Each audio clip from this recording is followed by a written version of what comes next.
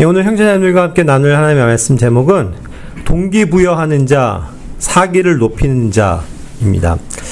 오늘은 이제 그 구약 성경을 한 군데를 읽을 텐데요.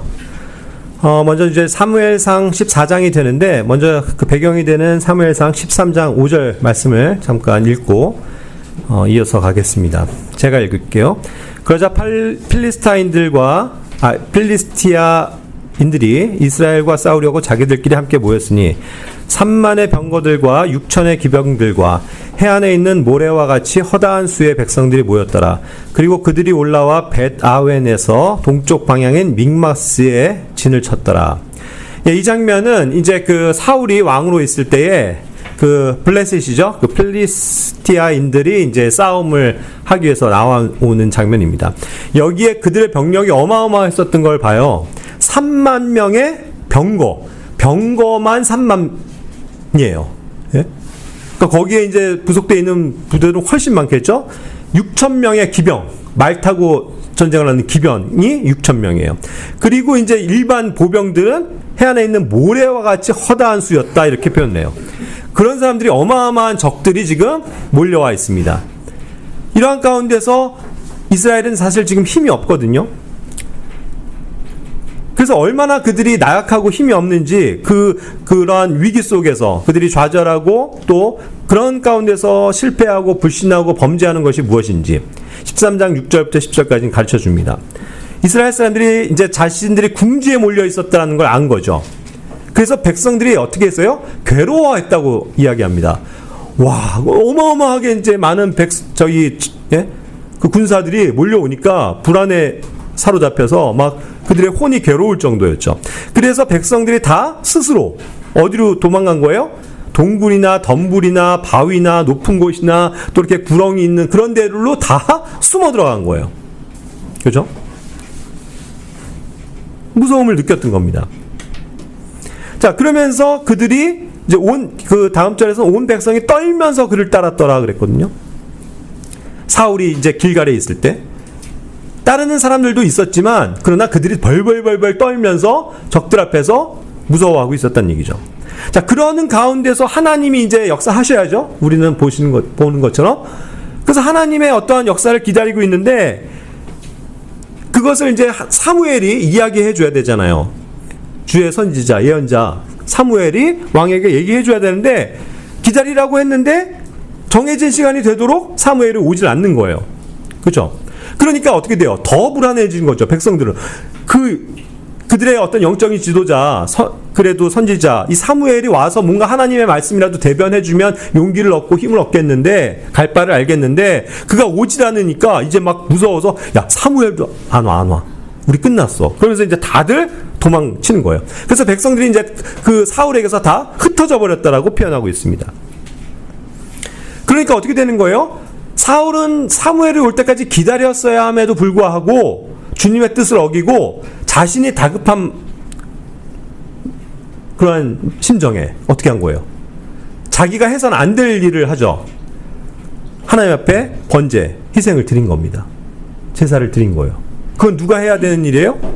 그건 사무엘이 해야 되는 일이에요. 그렇죠?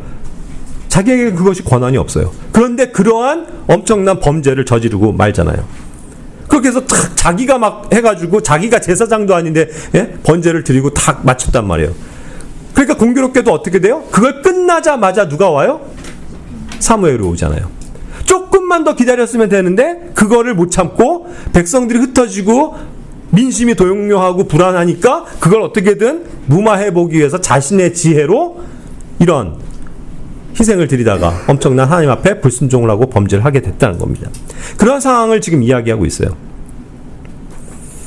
자, 그러면서 이러한 일들로 인해서 이제 사무엘도 떠나가고 사울이 이제 정말로 궁지에 몰린 거죠. 그랬을 때 이스라엘 진영의 상태를 보면 얼마나 무기력한지 13장 15절에서는 여기서 그와 같은 상황을 보는 거예요. 백성들이 다 떠나가고요. 사울에게 남아있는 그 군사들이 고작 몇 명이라고요? 600명. 예? 저쪽은 기병만 하더라도 600. 바다 모래같이 허다한 군사. 엄청나게 많은 그런 기병. 6,000대. 그죠? 그렇게 해서 쳐들어왔는데 자기들은 너무 보잘것없잖아요. 600명 가지고 고작 뭘 하겠다는 거예요. 게임이 되겠어요? 전쟁이 되겠습니까? 전쟁에 자 돌격하면은 와 하면서 나갈 용기 있는 군사가 있을까요?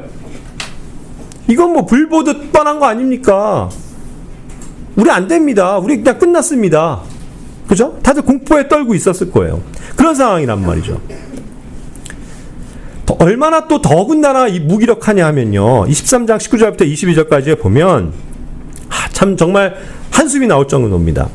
이때 이 이스라엘이 너무 약해져 있었기 때문에 필리스타인들이 와서 그들의 것들을 다 빼앗고 장악함으로써 사실 그 전에 이렇게 히브리인들 가운데서 예? 칼들이나 창들을 이렇게 만드는 그 무기잖아요. 쇠. 그거를 연마해갖고 만들 수 있는 장인들조차도 싹 다 사라진 거예요. 그들을 다 필리스티아 땅으로 옮겼습니다. 그리고 여기서 말하는 히브리인은 정통 유대인들만의 히브리인이 아니고 그러한 어떠한 유목을 했었던 민족들을 사실 다 히브리로 묶어서 얘기했었던 거거든요. 그러니까 그 주변에 있었던 히브리인이라고 하는 그런 어떤 대장장이들이죠. 칼 만들고 창을 만들 수 있는 그런 사람들 기술자까지도 다 필리스티아 땅에 있는 거예요. 그러니까 이스라엘은 무기를 만들 사람이 있다는 거예요? 없다는 거예요? 없다는 얘기죠. 그러니까 그저 곡괭이나 쟁기, 날 같은 그냥 농기구들이나 조금 손을 볼 정도지 전혀 전투를 할 수 있는 능력이 전혀 갖춰져 있지 않았다. 그래서 심지어 뭐라고까지 얘기하는 겁니까? 마지막 절에 전투의 날이 임박했는데 사울과 요나단과 함께 있던 백성 중에서 누구도 손에 칼이나 창이 없었다. 600명이라는 군사가 있긴 있었어도 그들이 무기를 가지고 있다는 얘기예요? 무기가 없다는 얘기예요. 자기들의 손에는 곡괭이, 쟁기 이런 것만 가지고 지금 준비하고 있는 거예요. 오직 그 무기는 누구에게만 딱 두 자루가 있었다는 얘기예요. 왕인 사울, 그의 아들 왕자인 요나단에게만 칼이 있었다. 얼마나 심각한 병력 차이입니까? 그들은 막 수천의 예? 그런 군사들로 수만의 군사들로 지금 에워싸고 있고 그들은 다 철 무기로 무장하고 있는데 이스라엘은 고작 600명이 그 중에서도 딱 2명만 왕과 왕자만 칼을 가지고 있었다니 이게 게임이 되냐고요, 솔직히. 그렇죠? 그러나 항상 우리는 의심치 않습니다. 하나님의 능력을. 하나님을 신뢰하고 하나님께 나아가는 자들에게 하나님께서 구원을 베푸신다는 것을요. 그렇습니까? 지금도 그런 거예요? 그걸 가르쳐 주는 거예요. 게임이 안 돼요. 우리 대적 사탄 마귀가 울부짖는 사자같이 우리를 삼키려고 할 때 우리는 사실 게임이 안 될 수 있어요. 우린 너무 나약해요. 우리가 가진 건 아무것도 없어요. 우리에게 능력이 없어요. 그때 좌절하고 무서워서 도망칠 거냐는 거예요. 그나마 600명은 지금 있기라도 한데 다 도망쳐버리고 말지 않습니까? 우리의 믿음의 연약함이 그런 것 아닐까요? 적들 앞에서 얼마나 무섭고 떨리겠습니까? 자, 그런데 방금도 얘기한 것처럼 이런 가운데서도 말도 안 되는 상황에서도 하나님께서는 승리를 가져다 주실 수 있는 분이고 그의 능력을 보이실 수 있는 하나님이십니다. 그렇죠? 그걸 우리는 신뢰해야 된다는 거예요. 그래서 이제 여기에 믿음의 용사가 이제 다 주인공으로 등장하는 거예요. 그게 이제 사무엘상 14장부터 이제 이어지는 얘기입니다. 그게 누구였어요? 바로 사울의 아들인 요나단이었어요. 요나단에게는 하나님을 향한 믿음이 있었습니다. 하나님께서 주시는 용기가 있었던 사람이에요.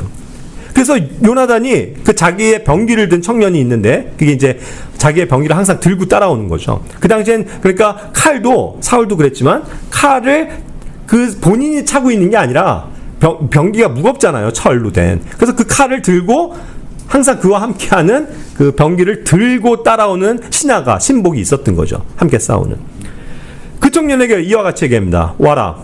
그런즉 우리가 건너편에 있는 필리스티아인들의 주둔 군에게로 가자. 건너가자. 그 주 병력이 있는 거기로 용감하게 건너가자는 거예요. 말이 돼요? 혼자서? 그럴 수 있는 용기가 우리에게 있을까요? 그런데 요나단은 있었어요. 하나님을 의지했단 말이죠. 그러면서 그 사실을 그 누구예요? 아버지인 사울에게는 전혀 알리지 않았습니다. 결국 이것을 드러내려고 했었던 건 아니에요. 자신이 뭐 용맹하다 또 뭐 그런 것들을 드러낼 것도 아니고요. 또 그런 것을 이야기한다 한들 사람들이 잘 갔다 와 하겠어요? 다 말리죠. 야, 거기를 어딜 가? 거기가 지금 어디라고? 못 가게 만들 것이 뻔하거든요. 그러니까 자기는 아무에게도 알리지 않은 거예요. 그래서 그냥 믿음을 가지고 이 청년에게만 얘기하고 가자 간 거예요. 그런 단독적인 독단적인 믿음을 발휘합니다. 이스라엘에는 아무도 믿음이 없을 때 요나단은 믿음을 가졌어요. 그러니까 남에게 보이려고 뭔가 과시하려고 한 행동이 아니라는 거죠. 이건 과시에만 오히려 큰일 나죠. 그냥 죽는 거 아니에요. 게임이 안 되는데. 근데도 하나님만을 의지하고 나아갔다는 얘기죠. 그런데 놀라운 것은 뭐냐면 그렇게 말도 안 되는 말을 제안을 했을 때 병기든 자가 주인에게 주인님 지금 어쩌자는 겁니까? 말도 안 됩니다. 가면 우리 죽습니다. 여기 계십시다 하면서 만류했어요? 아니죠. 그는 yes, 네, 가겠습니다. 이야기한 거죠. 그죠? 그래서 이 요나단이 믿음을 발휘한 그 말이 뭡니까? 제 아무리 필리스티아 군대가 많을지라도 강력할지라도 하나님이 우리를 위해서 역사하신다. 주께서 구원하신다. 그것은 수가 많고 적음에 국한되어 있지 않아 있다. 그죠? 사람의 많고 적음에 달린 게 아니다. 이 싸움은. 이건 영적 싸움은 오직 그것을 주관하시는 하나님에게 승리가 있다. 하면 그 믿음을 가지고 나가자는 거예요. 그러니까 이 병기든 자도 거기에 전혀 반대하지 않고 네, 알겠습니다. 당신의 마음속에 있는 모든 것을 행하소서. 가소서. 저는 뭐예요? 당신의 마음에 따라 당신과 함께 있습니다. 와, 얼마나 멋진 표현이에요. 얼마나 멋진 표현입니까? 이러한 말도 안 되는 믿음을 발휘할 때 주변에서 말리기가 십상일 텐데 이 청년은 네, 저도 가겠습니다. 당신과 저는 하나입니다. 이러한 마음으로 따라갔다는 얘기예요. 자, 여기에서도 저는 굉장히 중요한 1차적인 원리를 보게 돼요. 어떠한 믿음을 가지고 뭔가 용기를 가지고 주님 앞에 행하고자 할 때에 오히려 주변의 사람들은 말릴 수도 있잖아요. 그게 무모하다고 생각하고. 근데 그 중에 자기와 뜻을 같이 하는 한 명만 있으면 그 용기는 실행이 됩니다. 한 명이 필요해요. 한 명. 그 믿음에 부합하는 자, 그 믿음에 동의해 줄 수 있는 자가 한 명만 있으면 된다는 뜻이에요. 여러분들이 그 한 명이 되시길 바랍니다. 예?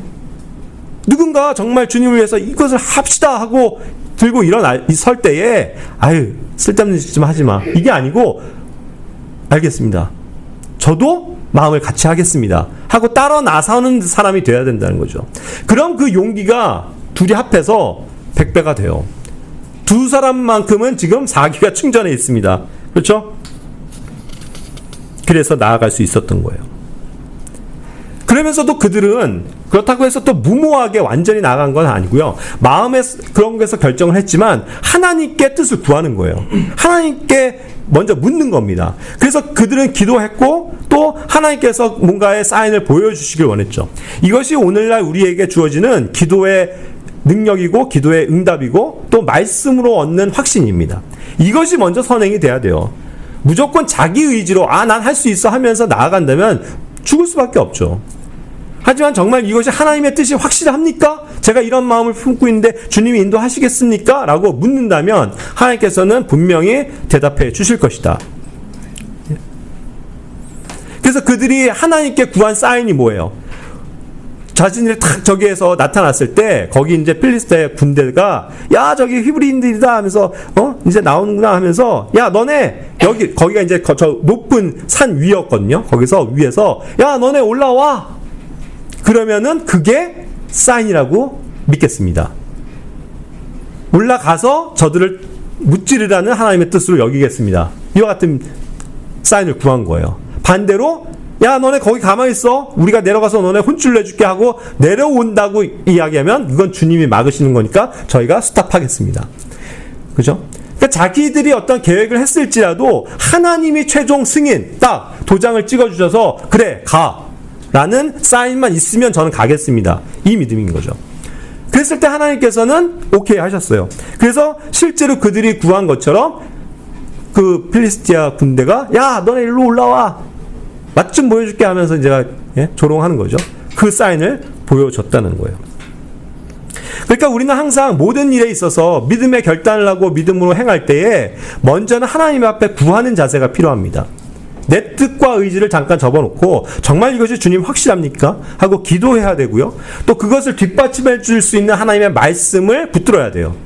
그래서 하나님의 말씀에 의해서 그것이 확고하다면, 그것이 진리라면 우리는 정말 믿음으로 행할 수 있는 거가 되겠죠. 그렇게 해서 주님을 따라갔을 때 하나님께서 확실하게 보상을 해주시는 것입니다. 그 원리를 믿어야만 해요.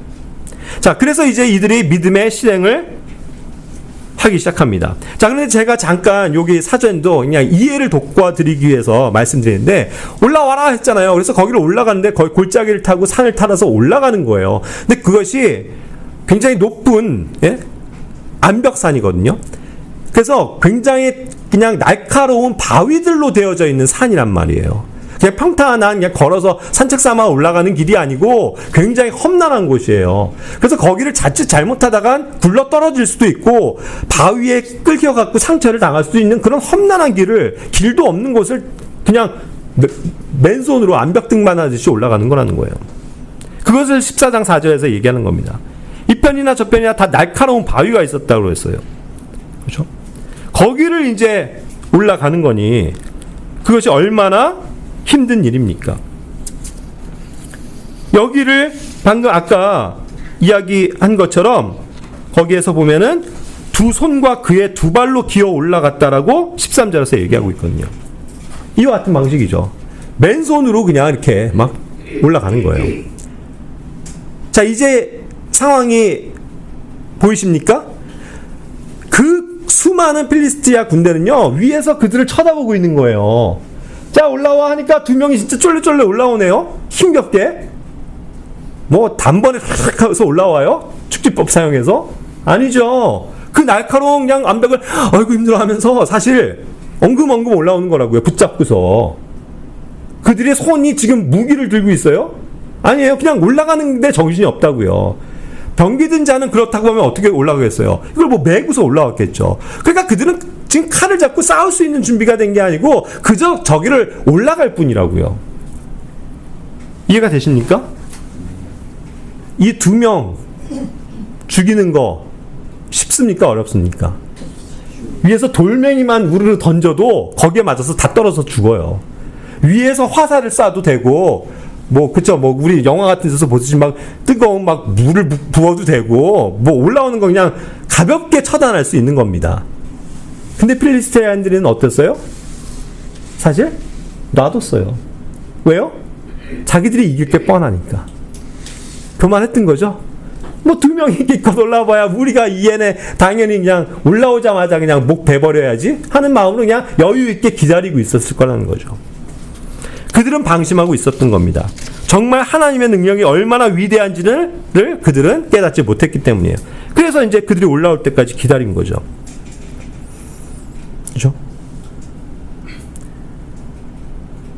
근데 정말 얼마나 이것이 그렇게 주님의 이제 능력이 임하는 장면입니까? 그렇게 해서 그들이 올라갔을 때 어떠한 일이 있어요? 그 결과가 올라갔을 때 그 필리스티아 군대는 전장은 엄청난 갑자기 떨림이 있었던 거예요. 그 떨림은 아마 막 땅이 움직이는 그런 지진과 같은 현상이었을 거라고요. 막 땅이 요동치고 엄청난 뭔가 공포가 오기 시작해요. 그러니까 이 주둔군들 약탈자들이 막 벌벌벌벌 떨었다라고 얘기하잖아요. 땅이 진동했다고 그랬어요. 이들이 올라오니까. 그래서 그들 가운데는 아주 커다란 떨림이 있었다라고 표현하고 있는 겁니다. 땅을 떨게 하실 수 있는 분은 누굽니까? 하나님이시죠. 하나님이 드디어 일하시기 시작한 거예요. 그렇죠? 그들은 올라가는 거에만 그냥 충실했을 뿐이고 그곳에 실제로 하나님의 능력이 임한 겁니다. 그래서 그들을 떨게 하셨죠. 그러면서 이제 기브아에 있던 사울의 파수꾼들이 이렇게 보는데 막 거기가 막 무리가 막 무너져 내리는 거예요. 그 진동에서 막 우르르 거기 산 꼭대기 있는데 내가 막 우르르 막 무너지면서 서로를 막 내리치는, 서로가 서로를 막 그냥 혼동 속에서 죽이는 그런 엄청난 상황이 펼쳐지게 됐다는 것이죠. 손 하나 까딱 안 하고. 보세요. 우리는 뭔가 요나단이 용맹하게 갖고 일당백으로 막 칼을 가지고 막 무찌르고 그런 멋있는 장면을 생각할지 모르지만 사실상 하나님이 일하셨다는 거예요. 하나님이 그 떨림을 가져오셨고 그들 가운데는 패배가 있었습니다. 자, 그러니까 이제 어떻게 되는 거예요? 동기부여가 시작되는 거죠. 그것을 밑에서 보던 그 이스라엘 백성들도 이게 무슨 일이지 하고 거길 쳐다보니까 막 자기들끼리 막 싸우고 패주하고 난리가 난 거예요. 그렇죠? 그거를 보니까 이제 이들이 용기를 얻는 거죠. 그렇죠? 그렇게 해서 거기 있었던 600명뿐만 아니라 그 이전에 필리스티아인들과 함께 있었던 그 주변의 이브리인들도 주변에서 진영 안으로 유입돼서 쳐들어 올라가는 거죠. 그래서 사울과 요나단과 함께 있던 이스라엘 사람들과 함께 해서 올라가는 겁니다. 그리고 이제 그 다음 절에서는 에프라임 산 속에서 숨어 있었던, 다들 무서워서 공포에 사로잡혀 있어서 숨어 있었던 이스라엘의 모든 남자들이 다 나오는 거죠. 필리스타인에 이런 일이 있다. 그들이 이제 도망치고 있다. 패하고 있다. 이 소리를 들으니까 용기가 솟아갖고 바로 전투에 참여한 거예요. 뭐를 들고요? 곡괭이 들고 삽 들고, 그죠? 그래도 상관없어요. 그들은 이미 다 패주해서 도망치고 있는 사람들이니까 그냥 열심히 뒤쫓아가서 그들을 쳐서 무찌르면 되는 것입니다. 이와 같은 방식으로 엄청난 역전승이 일어나는 거예요, 여러분. 누구도 상상할 수 없었던 역전. 말도 안 되는 거죠. 그렇게 해서 하나님께서 그날 이스라엘을 구원하셨다라고 얘기하는 겁니다. 그래서 그 베다웬 전투라고 하는데 이 전투가 이스라엘을 위한 승리로 바뀐 날이에요. 얼마나 놀랍습니까? 하나님의 능력을 보십니까, 여러분? 이것이 다 하나님이 하신다는 것을 믿으십니까? 내가 하는 게 없잖아요. 요나단은 그저 믿음을 가지고 그 병기든 자와 함께 올라가자 하고 올라간 거예요. 근데 거기에서 하나님의 떨림이 있었고 하나님의 일하심과 구원이 있었다는 얘기죠. 그리고 그것을 밑에서 쳐다보는 이스라엘도 맨 처음엔 패잔병들처럼 막 숨어서 아무것도 할 수 없는 그런 연약한 존재들이었지만 이 엄청난 광경을 보면서 어떻게 되는 거예요? 힘을 얻는 거죠. 동기부여를 받은 거예요. 그렇구나. 저들이 이렇게 용기를 낼 때 하나님께서 일하시는구나 보게 된 거잖아요. 그래서 이제 거기에서 사울이 우리 진영에서 지금 누가 나간 거야 도대체 하고 계수해 봤을 때 누구였어요? 요나단과 병기든 자였잖아요. 자기의 아들이 그와 같이 용기를 가지고 거기에서 싸우고 있다는 것을 듣게 된 거잖아요. 그러니까 이제 전열을 가다듬고 다 같이 자 우리도 나가자, 그죠? 이게 되는 거죠. 저들이 열심히 싸우는 걸 보면서 야 우리가 이거 진짜 너무 부끄러운데 우리 여기서 지금 뭐 한 거야? 하나님을 의지하고 신뢰했으면 됐는데 왜 우리는 이렇게 나약하게 여기서 그냥 숨어서 이러고 있지? 우리도 용기를 내자. 우리도 가자. 그러니까 그 600명 뿐만 아니라 많은 사람들이 이제 숨어 있었던 사람들이 다 나와서 쫓아가서 그들을 쳐서 무찌르는 그러한 승리를 맛본 건 아닙니까? 그러니까 한 사람이에요. 한 사람의 믿음이 이와 같이 엄청난 능력을 가져오고 승리를 가져옵니다. 아멘. 그렇다면 여기 계신 형제자매님들, 저를 비롯해서 누가 요나단이 되실 거예요? 누가 이 현장에 매서운 싸움터에서, 영적인 싸움터에서 정말 믿음을 가지고 하나님 말씀 붙잡고 나아가려고 합니까? 그런 용기와 결단을 보여야 하지 않을까요? 누군가는? 그렇다고 하면 그것에 함께 마음을 같이 하는 또 다른 병기든 자가 오게 돼 있어요. 그리고 그들이 열심히 먼저 선봉에 섰을 때 그 다음 사람들도 맞아 하나님이 일하시지 하고서 용기를 얻고서 다 같이 갈 수 있는 건 아니에요? 그래서 전체의 승리가 오게 된다는 겁니다. 그러니까 우리는 이러한 말씀을 통해서 볼 때에 우리가 서로를 끊임없이 독려해 줘야 되고 서로에게 동기부여를 해줄 수 있어야 되고 우리의 사기를 높여줄 수 있는 사람들이 돼야 된다는 뜻입니다. 그런 것들이 정말로 필요해요. 예? 저는 그 축구를 좋아해서 가끔 이제 그 손흥민의 장면을 보는데 그런 것 같아요. 손흥민은요 훌륭한 축구 선수잖아요. 그래서 그는 역할이 국가대표 주장이고요. 또 그가 소속되어 있는 토트넘이라는 명문 구단의 주장이에요. 아시죠? 그런데 그 주장으로서 정말 멋진 모습은 뭐냐면 그는 끊임없이 정말 자기의 몸을 안 사리고 열심히 뛰잖아요. 그러면서 하는 걸 보면 이제 가끔 카메라 이렇게 보면 막 격려를 해요. 막 자기 팀원이 승리해서 야야 괜찮아 힘내 막 이런 장면들이 포착이 되거든요. 막 독려해 주는 거예요. 격려해 주는 거예요. 야 괜찮아 가자 야 저기 붙고 하면서 막 열심히 막 자기도 뛰어다니면서 힘을 북돋워줘요. 그러니까 자기 팀 동료들도 그 주장을 따라서 어떻게 되는 거예요? 더 열심히 뛰게 되잖아요. 주장이 그렇게 하는데. 그러니까 이게 누군가에게 굉장히 선한 동기부여를 준다는 거죠. 야, 우리 주장도 저렇게 열심히 하는데. 근데 그뿐입니까? 한 팀이 움직이기 위해서 감독과 코치들도요, 그 90분 내내 가만히 있진 않아요. 그들은 거기 자기들의 에어리아에서 막 바깥까지 나가고, 야, 뭐 저기부터 뭐 하면서, 야, 이쪽 저쪽 하면서 막 목이 쉬어라 터지면서 그들을 격려하고 응원하고 이렇게 하라고 지시하고 막, 그래, 좀만 더, 네? 수많은 지시를 내리면서 같이 뛰잖아요. 거기에서도. 그리고 또 축구장의 그런 현장을 보면요, 벤치에 앉아있는 후보 선수들 있죠. 그들도 가만히 앉아있는 줄 아세요? 가끔은 앵글에 잡히면 그냥 가만히 앉아서 편하게 쉬는 것 같지만 그들도 그렇지 않더라고요. 막 그들도 막 그냥 해갖고 막 감독이 그렇게 했을 때 나와가지고 막 하면서 뭐 말하자면 형 힘내 하면서 막 그런 장면들 굉장히 많이 나와요. 그러니까 막 한 팀이죠. 그죠? 그러니까 서로 어떤 동기부여를 주는 사람이 있고 그것을 뒷받침해서 힘을 낼 수 있도록 격려해주는 사람들이 주변에 한 팀으로서 많이 있는 거잖아요. 그러니까 끝까지 힘을 내서 싸우게 돼 있다는 거죠. 그것이 얼마나 중요한 겁니까? 그것이 우리 교회도 원팀으로서 함께 해야 되는 일이에요. 누군가 그것을 믿음으로 어떠한 결단하고 행할 때, 그거 잘하는 거죠. 열심히 하십시오 하고서 응원해주고, 기도하겠습니다 하고 기도해주고, 그죠? 물질로서도 후원해주고, 어떤 영역이건 간에 잘하는 것들을 칭찬해주고, 더 잘할 수 있도록 격려해주는 거. 그게 올바른 동기부여의 효과라는 거죠. 그리고 그것이 우리 교회를 더욱더 힘있게 해줄 수 있는 영역이 아닐까 생각을 합니다. 그래서 그런 영역들이 뭐가 있을까요? 우리가 그래서 기도가 중요한 거예요. 그죠? 우리가 서로를 위해서 끊임없이 기도해 줘야 되는 영역이 여기 있습니다. 하나님의 뜻을 구하고 이것이 정말 주님께 구해야 될 것인지 함께 눈물로써 아뢰고 기도하면서 힘을 낼 수 있도록 기도로서 응원하는 것, 이것을 해야 되는 거죠. 그죠? 그러니까 어떠한 중요한 일들에 있어서 누군가는 금식을 하는 기도도 간혹 있는 것을 봅니다. 그죠?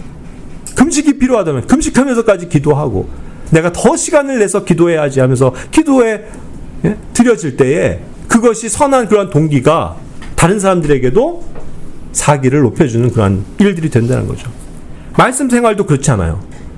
열심히 우리가 하나님의 말씀을 사모하고 열심히 배우고 공부하고 묵상하고 성경을 읽고 그런 것들이 계속 어떠한 사람에 의해서 파급이 돼야 된다는 얘기죠. 우리 교회가 뭐 한 달에 한 번씩은 성경을 어느 정도 읽었는지 체크해 주잖아요. 저는 이런 것도 어떤 선한 동기부여를 위해서 중요한 일이라고 생각합니다. 아무도 모르는 상태에서 1년 내내 자 우리 그냥 성경 한번 읽읍시다 하고서 말고 다들 잘 읽고 계시죠 하면서 그냥 이렇게 가면 아무도 사실 그거 신경 안 쓸 수 있어요. 그런데 우리가 성경 읽기표를 내가 매일매일 체크하고 내가 지금까지 얼마나 성경을 읽었지 하면서 점검하는 것을 통해서 그리고 그런 것을 올림으로써 서로 뭐예요? 격려받기 위함이죠. 그래 이렇게도 열심히 읽구나. 얼마 전에도 우리 한 형제가 계속 뭐 지하철에서도 성경을 읽고 요즘엔 정말 성경을 열심히 읽고 있습니다. 시간을. 얼마나 선한 동기부여예요. 그래 저렇게 바쁜 가운데서도 열심히 읽는 성도가 있구나 하면서 나도 열심히 읽어야지. 이런 동기부여가 생긴다는 얘기죠. 그걸 위한 거예요. 우리 교회 안엔 누군가가 벌써 목표를 세우고 성경을 벌써 2번이나 읽은 사람도 있더라고요. 이제 3번째 들어간다. 이런 게 누구를 뭐 높여주고 뭐 그걸 알고 이게 중요한 게 아니고요. 그것이 우리에게 끼치는 선한 동기부여를 생각해 보자는 말이에요. 야, 벌써 2번을 읽은 사람이 있어? 근데 나는 아직 신약밖에 못 읽었네? 이렇게 되면 나 자신을 반성하게 될 수 있잖아요. 그런 면에서 선한 동기부여를 가져다 줄 수 있다. 그런 것들이라는 거죠. 우리가 찬양을 할 때도 힘있게 얼마나 열심히 찬성을 하고 있습니까? 이게 중요한 거예요, 여러분. 분위기도요. 그냥 우리가 앉아갖고 할아버지 할머니들이 있는 교회처럼 예수여 하면서 그냥 힘없게 그냥 예? 실제로 힘이 없어서 예수여 하면서 그냥 조용히 그냥 찬송이나 하다가 노래를 부르면서도 졸음이 오는 그런 교회가 돼야 되겠습니까? 아니에요. 어떠한 찬송가들이 정말 그 말씀을 묵상하면서 힘있게 찬양하고 막 온 힘을 다해서 찬양하고 막 하나님 감사합니다. 이런 마음을 가지고 찬송할 때 어때요? 그렇게 하는 성도들을 보세요. 그럼 뭔가 뜨거워지지 않아요? 그래, 정말 나도 힘을 다해서 찬양해야 되겠다. 이 생각을 갖는다니까요. 그러니까 그런 면에서 동기부여를 하기 위해서 누군가는 그런 것들을 나타내 보일 수도 있는 거예요. 아, 저 사람 왜 이렇게 유발 떨어? 이게 아니고요. 그렇죠? 그러면 나도 정말 더 열심히 찬양해야 되겠다. 이런 것들이 생기죠. 누군가가 열심히 감사의 기도를 드리는 장면을 항상 보면서 나도 정말 하나님 앞에 감사를 열심히 드려야 되겠다. 이런 것들을 실천해야 되고요. 누군가의 섬김, 예? 여러 가지 우리 영역으로 우리는 섬기는데 그런 섬김의 모습을 사실 알게 되는 일들도 있잖아요. 우리 성도들은 참 이렇게 감사하게도 뭐 헌금부터 시작해서 모든 걸 알리려고 하는 게 아니고 보이지 않게 하잖아요. 은밀하게. 그래서 뭐 헌금을 하더라도 내가 얼마 했습니다 이게 아니고 그냥 돕는 것이고 다른 사람에게 주는 거잖아요. 그것이 굉장히 복된 거예요. 왜냐하면 그렇게 은밀하게 행한 선행과 섬김이 나중에 그리스도의 심판석에서 다 드러날 것이니까. 주님으로부터 보상 받을 테니까. 그래서 그것이 귀한 건데 어떠한 경우는 그러한 열심히 다른 사람들을 섬겨주는 그런 행위들이 누군가에게 일부의 사람에게라도 드러나는 일들이 있다고요. 그럼 어때요? 그럼 그 사람을 뭐 높여주기 위해서가 아니고 정말 참 감사하다. 저 성도의 희생, 저 성도의 또 정말 배려, 사랑 너무 감사하다 하면서 더 우리가 힘을 얻을 수 있잖아요. 그런 것들을 얘기하는 거예요. 그렇죠? 이번 우리 청년 수련회 할 때도 뭐 우리 청년들이 뭐 그렇게 막 돈이 많은 것도 아닌데 회비들을 내고 할 때 뭐 좀 부족할 것 같으니까 익명의 한 또 형제님이 예?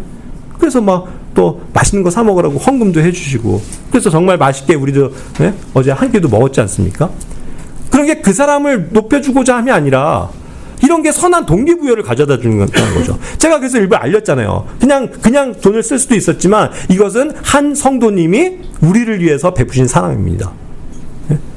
누구라고 밝히진 않지만 감사하십시오. 그렇죠? 그러면서 우리가 함께 감사하고 어쨌든 이렇게 교회 안의 사랑에 대해서 감사하게 되고 그 희생에 대해서 값지게 생각하죠. 그러면서 어때요? 나도 항상 이렇게 섬기는 일에 베푸는 일에 힘써야 되겠구나라는 생각을 하게 돼요? 안 하게 돼요?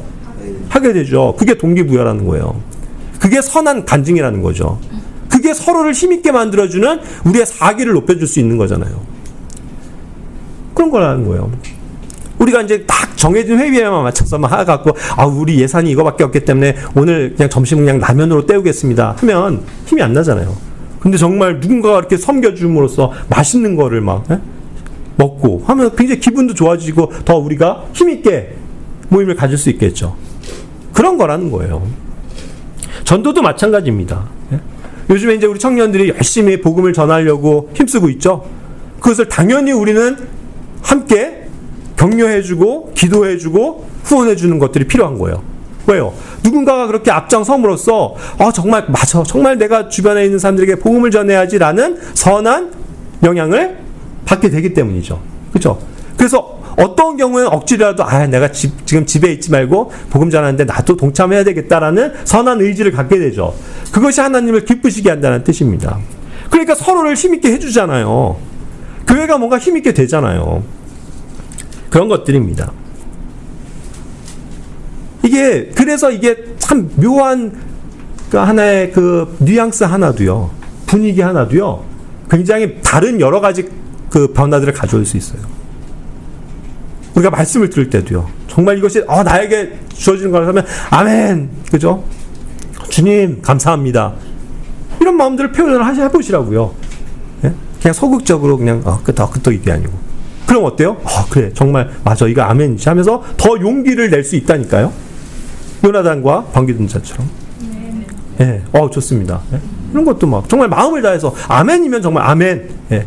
주님 도와주십시오. 뭐 여러 가지 우린 표현들을 할 수 있어요. 자유롭게. 그러면서 서로의 어떠한 그런 영적인 분위기, 더욱더 힘을 낼 수 있는 분위기를 만들자는 거죠. 그게 영적으로 뭔가를 해치고, 그죠? 우리의 어떠한 좀 잘못된 전통을 만들어내는 것이라면 안 좋지만, 정말 마음을 다해서 우리가 그런 것들을 힘있게 표현할 때 주님은 기뻐하실 것이라는 생각을 합니다. 그런 면에서 우리에게는 신선한 자극과 도전이 항상 필요하다. 저는 우리가 한 달에 한 번씩 하는 이 간증 모임도요, 그러하길 바라요. 예. 간증은 자기를 높이는 게 아니죠. 자기를 통해서 하나님께서 하신 일을 드러내는 거잖아요. 성도님들 앞에, 형제자매님들, 제가 이번 주에 이런 일이 있었는데요, 정말 감사했습니다 하면서 다 같이 감사하고 하나님께 찬양을 드리고 내가 부족한 것들을 얘기함으로써 맞아 하면서 함께 공감하게 하고 함께 기도하게 하는 능력이 간증 아니에요?